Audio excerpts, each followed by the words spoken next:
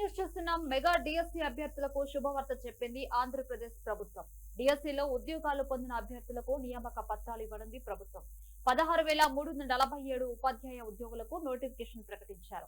ఇక వీరిలో 15,941 మంది ఉద్యోగాలకు ఎంపికయ్యారు. అయితే ఈ రోజు నియామక పత్రాల పంపిణీ కోసం ప్రత్యేక కార్యక్రమం నిర్వహిస్తున్నారు. ఈ కార్యక్రమానికి డిఎస్సి అభ్యర్థులు తమ కుటుంబ సభ్యులతో పాటు హాజరు కానుండగా ముఖ్యమంత్రి నారా చంద్రబాబు నాయుడు, ఉప ముఖ్యమంత్రి పవన్ కళ్యాణ్, విద్యాశాఖ మంత్రి నారా లోకేష్ చేతుల మీదుగా కొంతమందికి నియామక పత్రాలు అందించనున్నారు.